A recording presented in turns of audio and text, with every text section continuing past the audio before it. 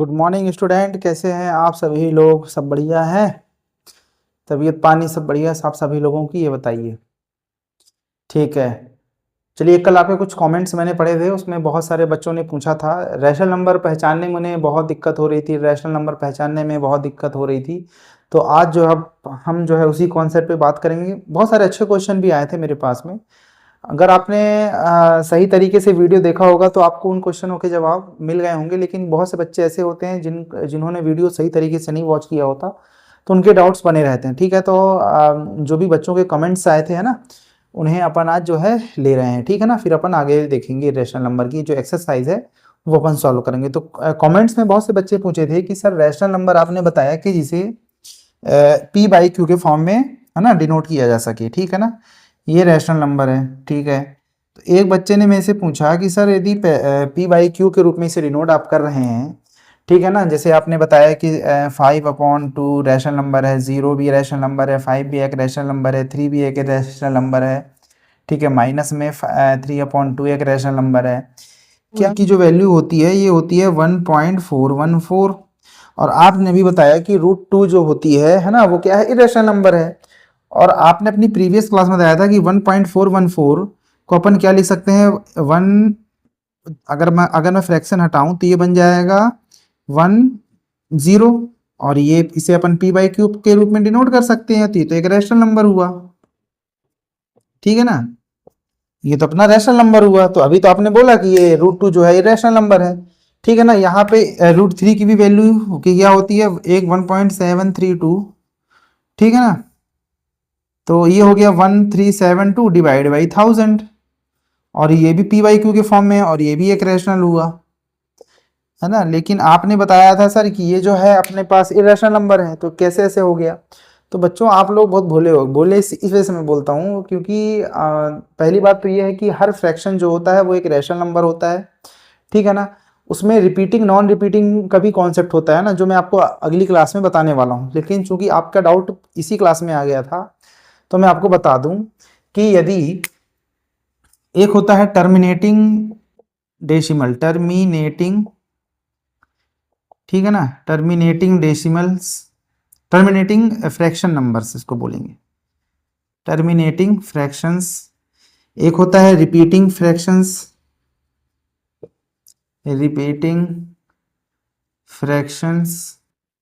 और एक होता है नॉन रिपीटिंग फ्रैक्शन।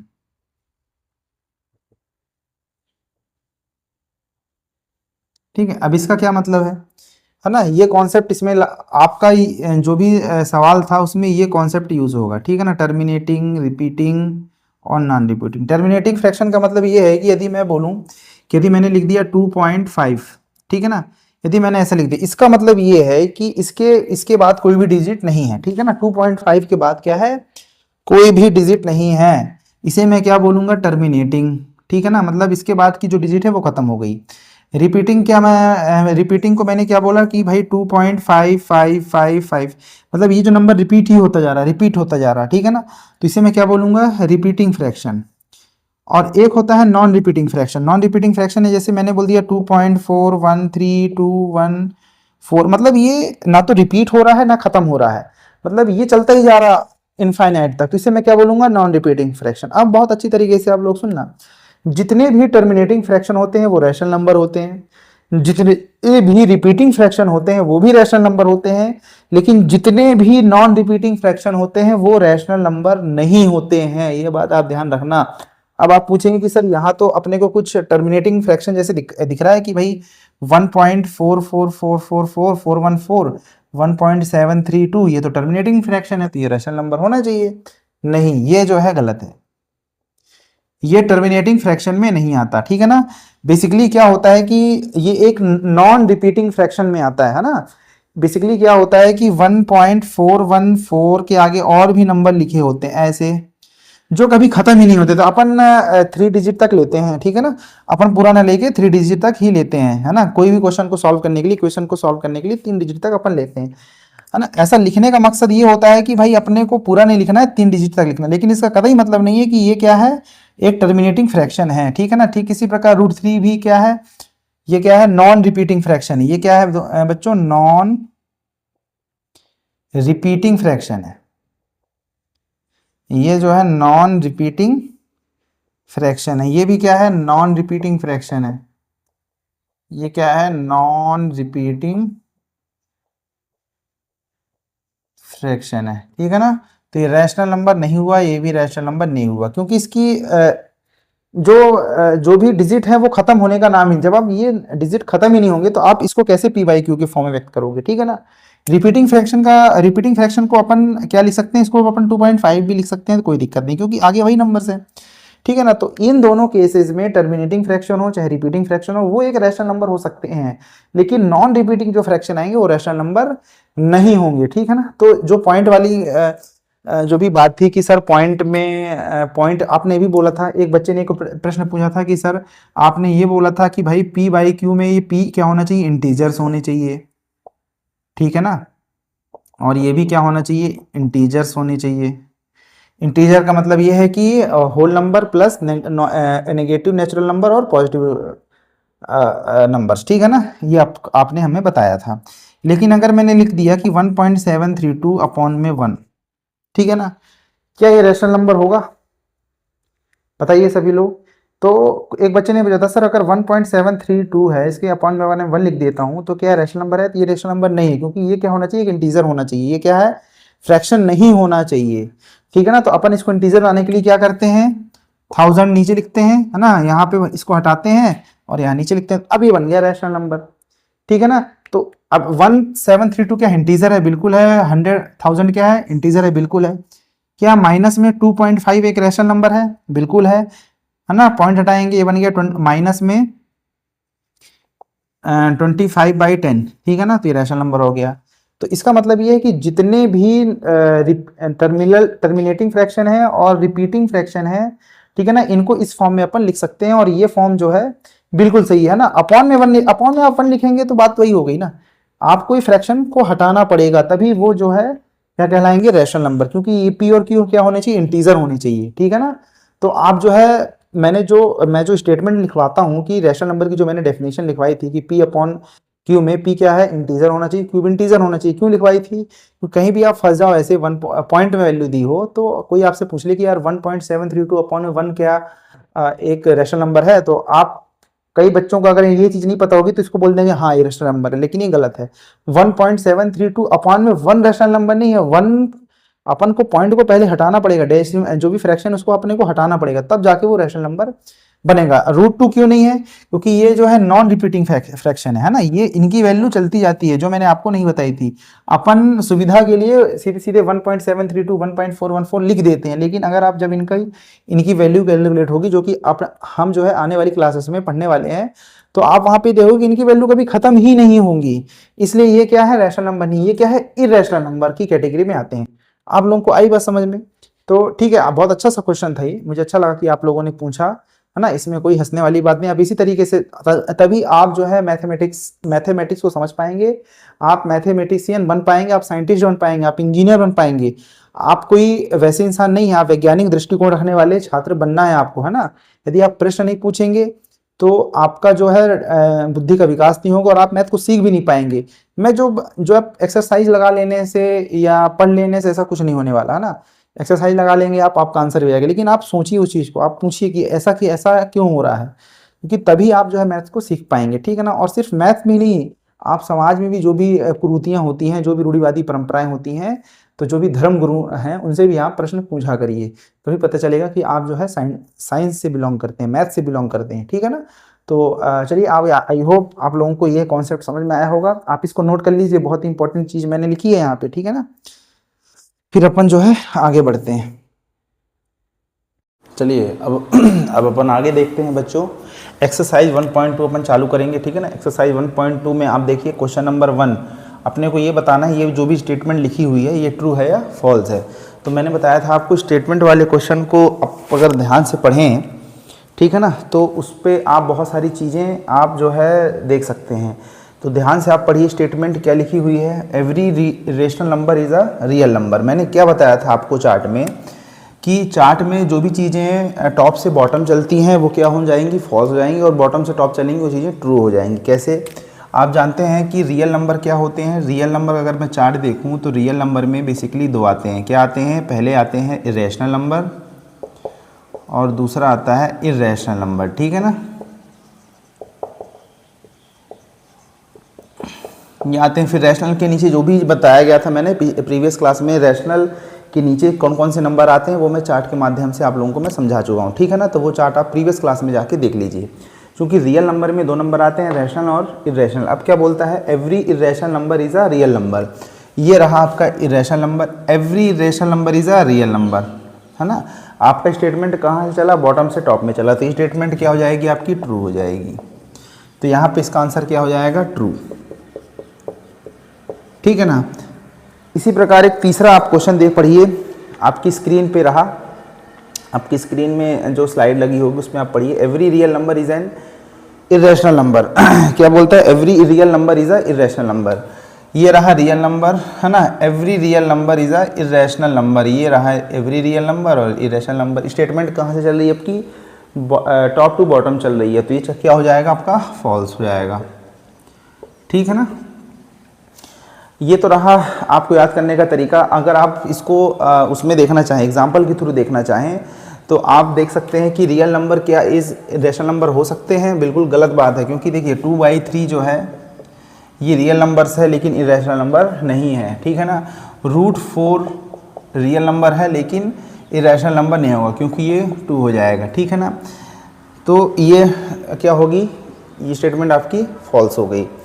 ठीक इसी प्रकार every irrational number is a real number, है ना। अगर अपन इसमें अगर देखें नंबर्स के फॉर्म में, अगर मैं आपको समझाऊं कि क्या every irrational number is a real number, बिल्कुल सही बात है।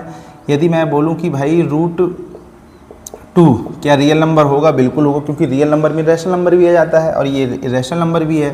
क्या माइनस में 5 रियल नंबर है? बिल्कुल है, क्योंकि रियल नंबर रैशनल नंबर में आता है और रैशनल नंबर इंटीजर्स में आते हैं, ठीक है ना। रैशनल नंबर के नीचे क्या आते हैं? इंटीजर्स आते हैं। तो हर एक रैशनल नंबर रियल नंबर होगा, हर एक रैशनल नंबर रियल नंबर होगा। इतनी बात आई समझ में आपको?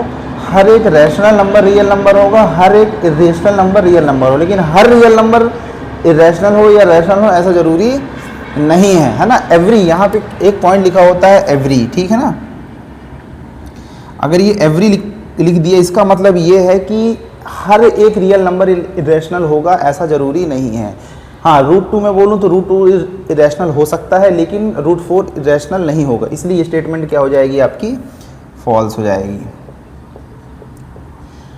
अब सेकंड आप देखिए क्वेश्चन क्या लिखा? Every point on the number line is of the form √m where m is a natural number. क्या लिखा हो? कोई भी आप एक नंबर लाइन ड्रॉ कीजिए, ठीक है ना। नंबर लाइन मैंने ड्रॉ किया 0, ठीक है ना।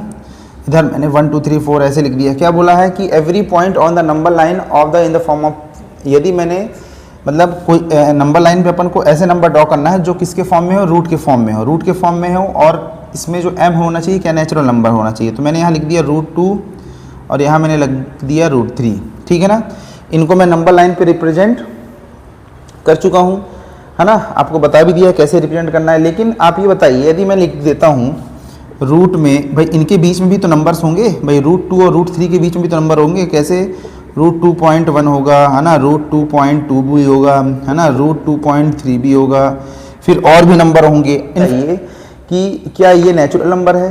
क्या ये नेचुरल नंबर है? ये नेचुरल नंबर नहीं है। तो अपन इस चीज़ को क्या नंबर लाइन पर रिप्रेजेंट नहीं कर सकते, क्योंकि इसमें लिखा है where m is a natural number, और √2 और √3 के बीच में, 2 और 3 के बीच में कोई भी किसी भी प्रकार का नेचुरल नंबर नहीं आता है। इसलिए √2 और √3 के बीच में किसी भी प्रकार के अपन नंबर्स को जो रूट के फॉर्म में हो उनको रिप्रेजेंट नहीं कर सकते। ये अपन लिख सकते हैं, ये ऐसा आप डायग्राम बना देना, ठीक है ना। और यहाँ चलिए अगला प्रश्न क्या है आपका? क्वेश्चन नंबर 2 और 3 होगा, जो भी होगा स्क्रीन पे आप देख सकते हैं। आपकी स्लाइड जो है ना, स्क्रीन में होगी। क्या लिखा हुआ है? Are the square root of all positive integer irrational if not give an example of the square root of a number that is a rational number, ठीक है ना। पढ़ लिया आपने? क्या लिखा है? All are the square root of all positive integer is irrational. तो क्या ऐसा हो सकता है कि सभी जो पॉजिटिव जो भी स्क्वायर रूट्स हों वो इरेशनल हों? चलिए देखते हैं। तो सबसे पहले स्क्वायर रूट में अगर 2 का निकालता हूं तो ये एक परफेक्ट स्क्वायर नहीं है। ये बिल्कुल इरेशनल है, ये क्या है, इरेशनल है, ठीक है ना। फिर अगला नंबर लेता हूँ √3, ये भी परफेक्ट स्क्वायर नहीं है, तो ये भी हो गया इरेशनल है। फिर अगला नंबर में लेता हूँ √4, है ना, इसकी वैल्यू होती है 2, ये क्या हो जाएगा 2/1, ये हो गया भैया आपका रैशनल, ठीक है ना। तो इसमें क्या लिखा हुआ है, क्या सभी स्क्वायर रूट इरेशनल होंगे? बिल्कुल नहीं होंगे, क्योंकि √2 √3 तो इरेशनल है, लेकिन √4 क्या है, √4 एक परफेक्ट स्क्वायर है ना, इसकी वैल्यू 2 आती है, और 2 को अपन 2/1 में लिख सकते हैं, p/q के फॉर्म में लिख सकते हैं, है ना। और यहाँ पे q is not equal to 0 भी है, तो ये रैशनल नंबर हुआ, ठीक है ना। ये क्या हुआ आपका, रैशनल नंबर हुआ, ये रैशनल नंबर हुआ, ये इरेशनल नंबर हुआ। तो अपन ये बोल सकते हैं कि भाई अपन कोई भी नंबर है उसे उसे अगर कोई भी नंबर अगर वो परफेक्ट स्क्वायर नहीं है, ठीक है ना, तो उसे अपन रैशनल नंबर की कैटेगरी में नहीं रख सकते, ठीक है ना। तो यहाँ पे आप ऐसा भी लिख सकते हैं कि रूट के अंदर यदि, है ना, इम्परफेक्ट स्क्वायर है, इम्परफेक्ट स्क्वायर है, ठीक है ना, इसे अपन जो है इरेशनल नंबर, और यदि परफेक्ट स्क्वायर है यहाँ पे, है ना, यदि क्या है, ये परफेक्ट स्क्वायर, ठीक है ना, तो इसे अपन क्या बोलेंगे, रैशनल नंबर हो बोलेंगे। तो सभी नंबर जो रूट के अंदर हैं, है ना, जो रूट के अंदर है वो इरेशनल हो ऐसा जरूरी नहीं है, ये अपन बोल सकते हैं, ठीक है ना। तो क्वेश्चन नंबर 3 आप देख लीजिए, ठीक है ना। इतनी बात आई समझ में भाई, परफेक्ट स्क्वायर, इसने क्वेश्चन में पढ़िए ध्यान से, क्या बोला था कि सभी square root are the square root of all positive integer, all positive integer, square root के अंदर में जितने भी पॉजिटिव इंटीजर हैं, पॉजिटिव इंटीजर मतलब नेचुरल नंबर, क्या वो सभी के सभी क्या होंगे, रैशनल होंगे। तो मैंने प्रीवियस क्लास में भी आपको बताया था कि भाई √4 √9, है ना, √16, जो जिनका जो अगर अपन वैल्यू निकालते हैं तो वो क्या हो जाते हैं, रैशनल हो जाते हैं, वो एक परफेक्ट स्क्वायर होते हैं ना। परफेक्ट क्यूब भी अगर आपसे पूछ ले कि all perfect cubes are irrational, तो आप बोलेंगे नहीं, सभी परफेक्ट क्यूब क्या होते हैं, रैशनल नहीं होते हैं, ठीक है ना। यदि आपसे ऐसा क्वेश्चन पूछ लिया जाए तो आप ही, ऐसा जरूरी नहीं है कि रूट के अंदर जितनी भी वैल्यूज लिखी हो वो सब इरेशनल हो। इरेशनल की कंडीशन होनी चाहिए कि परफेक्ट स्क्वायर या परफेक्ट क्यूब नहीं होना चाहिए, ठीक है ना। इरेशनल की कंडीशन क्या होती है कि ना तो ये भैया परफेक्ट स्क्वायर होना चाहिए, ठीक है ना, परफेक्ट स्क्वायर नहीं होना चाहिए, और परफेक्ट क्यूब भी नहीं होना चाहिए, परफेक्ट क्यूब भी नहीं होना चाहिए। परफेक्ट क्या होता है, अगर मैं रूट में 8 लिख दूं, परफेक्ट क्यूब इसका हो जाएगा 2, 2 का क्यूब क्या होता है 8, 2 का क्यूब क्या होगा 8 होगा, ठीक है ना। यदि मैं लिख देता हूँ 27, 27 क्या है, इरेशनल है, नहीं है, क्योंकि इसका ये एक परफेक्ट क्यूब है, ठीक है ना। इसकी वैल्यू कितनी आती है 3, 3 का क्यूब क्या है 27।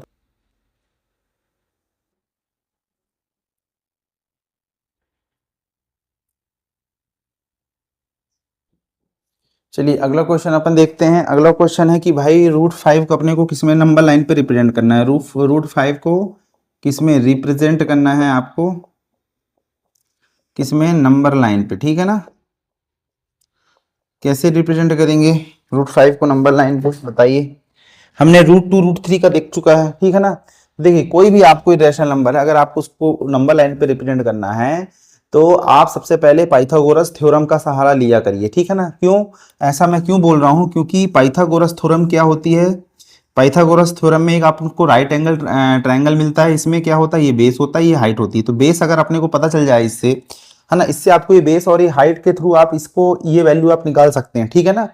तो सबसे पहले आप पाइथागोरस थ्योरम अगर मैं सहारा लेता हूँ, और यदि इसको मैं 2 और इसको 1 बोलता हूँ, इसको मैंने 2 यूनिट लिया, ठीक है ना, ABC अगर ये कोई ट्रायंगल है, इसको मैंने यदि 2 यूनिट लिया, इसको 1 यूनिट लिया, ठीक है ना। तो इसमें अगर मैं पाइथागोरस थ्योरम लगाता हूँ, A² = AB² + BC², तो ये हो जाएगा 2 का स्क्वायर, और ये हो जाएगा 1 का स्क्वायर, AC², ठीक है ना। और ये कितना हो गया आपका 4 + 1, तो AC कितना हो गया √5, है ना, 4 + 1 हो गया 5, और ये जो स्क्वायर था यहाँ जाएगा तो क्या हो जाएगा, रूट हो जाएगा, ठीक है ना। इतनी बात आपको पता है, और ये हो गया √5। इतनी बात आई समझ में आपको, पाइथागोरस थ्योरम का मेरे को, अगर आप इतना करके जाएंगे तो आपको नंबर नहीं मिलेंगे, आपको उसको नंबर लाइन पे रिप्रेजेंट करना पड़ेगा। अच्छा, मैं इसका सहारा क्यों ले रहा हूँ, मुझे पता तो चले कि मैं नंबर लाइन पे ये कितनी यूनिट चलूँ। आपको पता होगा कि जब मैं √2 और √3 को नंबर लाइन में रिप्रेजेंट कर रहा था, ठीक है ना, तो यहाँ मैं 0 लिखता था, यहाँ पे 1 लिखता था, यहाँ पे 2 लिखता था, यहाँ पे 3 लिखता था। तो √2 और √3 के केस में 0 से 1 तक जाता था। क्यों? क्योंकि मुझे पता था कि अगर मैं यहाँ पे 1 लूंगा, यहाँ पे 1 लूंगा, तो ये वैल्यू मेरे को √2 मिलेगी एज पर पाइथागोरस थ्योरम। ठीक है ना। तो अगर अब मेरे को √5 चाहिए, √5 में मैंने इसको क्या किया, इसको एज्यूम किया कि इसको मैं 2 लेता हूँ, इसको 1 लेता हूँ, है ना। पाइथागोरस थ्योरम से मुझे ये डिस्टेंस पता चली। ठीक है ना। तो यहाँ मेरे को कितने यूनिट चलना है? 2 यूनिट चलना है। ठीक है ना। तो यहाँ मैं यहाँ से यहाँ तक मैं चला गया भाई, 2 यूनिट चला गया मैं यहाँ से यहाँ तक। और यहाँ पे नंबर लाइन पे मैंने 1 यूनिट ऐसे बना दिया। ठीक है ना। ये आपका हो गया 2 यूनिट और आपका हो गया 1 यूनिट। ठीक है ना। और फिर मैंने इस पॉइंट को, है ना, कंपास के थ्रू आपके पास एक कंपास होगा, है ना, जिसमें एक साइड पेंसिल की नोक होती है ना, और एक साइड इसका नुकीला एंड होता है। तो मैंने एक पॉइंट को यहाँ रखूंगा, एक पॉइंट को यहाँ रखूंगा। ठीक है ना। और इसको ऐसे यहाँ पे कट लगा के और इसको ऐसे मिला दूंगा। ठीक है ना। और फिर क्या होगा, इसकी वैल्यू क्या हो जाएगी, √5 ऐसे यहाँ रिप्रेजेंट कर देंगे आप। ठीक है ना। और फिर इसी कंपास में इस पॉइंट में रख के और इसको ऐसे करके यहाँ पे आप ऐसे ड्रॉ कर दीजिएगा। ठीक है ना। ये आपका हो जाएगा 3। तो ये वैल्यू आपको यहाँ कहीं पे मिलेगी। ठीक है ना। जब आप एग्जैक्ट मेज़र करके चीज़ें बनाएंगे तो यहाँ पे आप जो है नंबर लाइन पे यहाँ बताइए कि भाई ये नंबर लाइन पे यहाँ पे आपका √5 आ रहा है ना। इसको आप बोल दीजिए A बोल दीजिए। ठीक है ना। इसको बोल दीजिए B बोल दीजिए, इस पॉइंट को। ठीक है ना। तो मेरे कहने का मतलब ये है कि कोई भी नंबर हो, आपको √5 दिया हो, √6 हो, √7 हो, आप सबसे पहले पाइथागोरस थ्योरम की मदद से आप ये निकालिए कि भाई AB क्या होगा और BC क्या होगा। BC तो 1 ही होगा, ये कंफर्म है। BC 1 से ज्यादा आपको नहीं लेना है, 1 से ज्यादा नहीं लेना। आपकी ये वैल्यू चेंज होती रहेगी, कहीं पर 2 आ जाएगा। ठीक है ना। अब मैंने अगर बोला कि भाई √6 को आपको रिप्रेजेंट करना है, ठीक है ना, तो √6 में यहाँ पे क्या जाएगा आपका बेस, आप √5 लीजिएगा। ठीक है ना। ये 1 ही रहेगा। ठीक है ना। तो √5 का स्क्वायर, ठीक है ना, 1 का स्क्वायर, तो ये कितना हो जाएगा, ये हो जाएगा आपका 5 + 1, ये हो जाएगा √6। तो यदि मैंने बोला कि √6 को नंबर लाइन पे रिप्रेजेंट करना है तो आपको AB क्या लेना पड़ेगा, √5 लेना पड़ेगा। फिर मैं बोलूं कि भाई √7 को आपको नंबर लाइन पे रिप्रेजेंट करना है तो AB क्या हो जाएगा, √6 हो जाएगा। ठीक है ना। 3 नहीं होगा। कई लोग बोलेंगे भाई 3 क्यों नहीं सकता, 3 आप यहाँ पे 3 लेके देखिए और पाइथागोरस थ्योरम लगाइए। क्या यहाँ पे √6 आ रहा है, √7 आ रहा नहीं आएगा। यहाँ पे आपको √6 लेंगे तो यहाँ पे √7 आ जाएगा। ठीक है ना। इसी प्रकार आपको जो है जितने भी नंबर हों आपको ये वैल्यू सोचनी है, AB क्या होगा। ठीक है ना। AB आपको निकालना पड़ेगा, तभी चीजें आपकी क्लियर होंगी। ठीक है ना। तभी आप कोई भी नंबर हो, दुनिया का कोई भी नंबर हो, कोई भी रैशनल नंबर हो, आप उसको इस तरीके से रिप्रेजेंट कर पाएंगे। इससे आपको AB वैल्यू पता चल जाएगी। फिर जो है आप इस चीज को यहाँ पे नंबर लाइन पे ऐसे रिप्रेजेंट करेंगे ड्यू टू कंपास। कंपास में आप सीधे सीधे यहाँ से यहाँ तक डिस्टेंस में अपनी पेंसिल की नोक कीजिए और इसको ऐसे करके यहाँ पे आपको ड्रॉ कर देना है। तो जहाँ पे भी ये कट हो वहाँ पे वो चीज़ रिप्रेजेंट हो जाएगी। इसीलिए और ये डिस्टेंस आप नापेंगे ना, यहाँ से यहाँ तक जब आप स्केल से मेजर करेंगे तो ये डिस्टेंस जो है आपकी 2 पॉइंट, है ना, 5 या 4 ऐसे समथिंग आएगी, है ना। जो भी इसकी वैल्यू होगी वो होगी। इसलिए √5 की जो भी वैल्यू अपन निकालते हैं मोटा मोटी तौर पे निकाल लेते हैं कि भाई 2 पॉइंट के आसपास होगी। इसलिए 2 और 3 के बीच में ये नंबर लाई कर रहा है ना। यदि इसकी वैल्यू मान लीजिए 2.3 है ना, तो ये 2 और 3 के बीच में, 2 और 3 के बीच में लाई कर रहा है।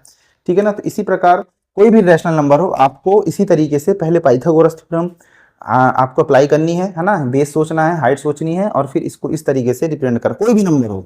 इसलिए ये कॉन्सेप्ट है, आप इस कॉन्सेप्ट को अच्छी तरीके से देख लीजिए। ठीक है ना। और √6 को रिप्रेजेंट करवाऊंगा तो मेरा बेस जाएगा। ठीक है ना। यहां से मैं परपेंडिकुलर डालूंगा। ठीक है। 1 यूनिट का ये 90 डिग्री हो जाएगा आपका। ठीक है ना। और फिर इसको मिला दूंगा। फिर मैं कंपास के थ्रू इसको जो है ऐसे ड्रॉ करूंगा। ठीक है ना। ये इस पॉइंट से ऐसे ड्रॉ करूंगा तो ये यहाँ कहीं मिलेगा तो ये √6 हो जाएगा, है ना। ये यहाँ पे मान लीजिए ये √5 है तो ये हो जाएगा आपका √6। फिर मेरे को अगर √7 चाहिए तो फिर यहाँ से मैं ऐसे लाइन ड्रॉ करूंगा ऐसे करके 90 डिग्री पे, फिर ऐसे करूंगा यहाँ पे। ठीक है ना। फिर यहाँ से यहाँ तक मैं कंपास रखूंगा और फिर इसको जो है ऐसे करके यहाँ ड्रॉ करूंगा ऐसे, है ना। तो यहाँ कहीं पे आ जाएगा आपका √7। ठीक है। और ये हो जाएगा आपका √7, ये आपकी हो जाएगी 1 यूनिट। ठीक है ना। तो इसी प्रकार जितने भी रेशनल नंबर है आप इसको रिप्रेजेंट कर सकते हैं। चलिए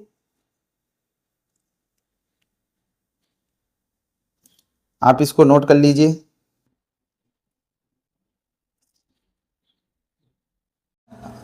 आप इस चीज को नोट कर लीजिए, फिर अपन जो है आगे बढ़ते हैं।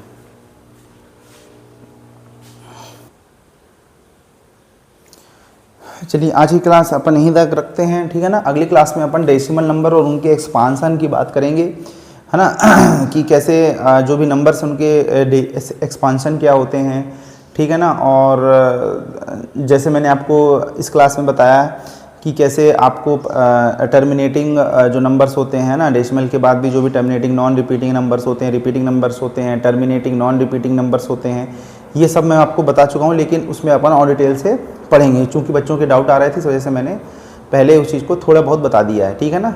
तो अगली क्लास में अपन जो है अगला जो है कॉन्सेप्ट के बारे में पढ़ेंगे और उससे रिलेटेड आपकी एक्सरसाइज होगी। तब तक के लिए अगर आपने चैनल सब्सक्राइब नहीं किया है तो चैनल को सब्सक्राइब कर लीजिए, और अगर आपको वीडियो पसंद आता है तो आप वीडियो को लाइक कर लीजिए। बहुत बहुत धन्यवाद।